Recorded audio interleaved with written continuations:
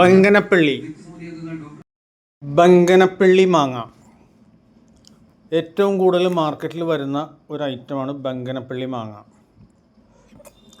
നിങ്ങൾക്ക് ഈ വീഡിയോയിൽ വ്യക്തമാവുന്നുണ്ടോ എന്നറിയില്ല. ഈ ഒരു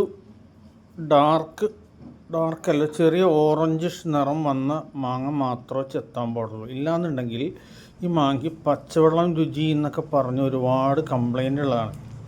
അത് പൊതുവെ മുതലമട കേരളത്തിലുണ്ടാകുന്ന മാങ്ങയ്ക്കാണ് ഈ കംപ്ലൈൻറ്റ് ഉള്ളത്.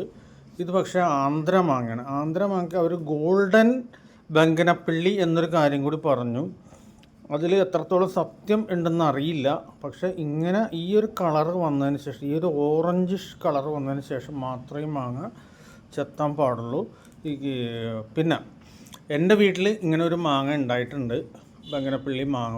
ഒരെണ്ണം വളർന്നു വന്നപ്പോൾ ഞാൻ അയ്യോ ഇത് ബങ്കനപ്പള്ളി ആണല്ലോ എന്ന് ഞാൻ കരുതി. പക്ഷേ അതിലെ മാങ്ങ 2 കഴിച്ചു കഴിഞ്ഞപ്പോൾ അത് ഫെറമോൺ ട്രാപ്പൊക്കെ വെച്ചിട്ട് പുഴു കേട് ഭയങ്കര കൂടുതലുള്ള, അപ്പോൾ അങ്ങനെ പുഴു കയറാതെ കിട്ടി കഴിച്ചു കഴിഞ്ഞപ്പോൾ അത് കിടുവായിരുന്നു കേട്ടോ. അത്രയും നല്ല മാങ്ങ വേറെ ബങ്കനപ്പള്ളിക്ക് കിട്ടിയിട്ടില്ല. പക്ഷേ ഈ ബങ്കനപ്പള്ളിക്ക് ഭയങ്കര ടേസ്റ്റാണ്. നല്ല മധുരമുള്ള മാങ്ങ തന്നെയാണ്. നല്ല ബങ്കനപ്പള്ളി, ആന്ധ്ര ബങ്കനപ്പള്ളി കിട്ടിക്കഴിഞ്ഞാൽ, അല്ലെങ്കിൽ എറണാകുളത്തുള്ള ബങ്കനപ്പള്ളി കിട്ടിക്കഴിഞ്ഞാൽ. കാമ്പിന് വളരെ ബലം കുറഞ്ഞൊരു മാങ്ങയാണിത്. ഒരു ഭയങ്കര ജ്യൂസിയാണ്.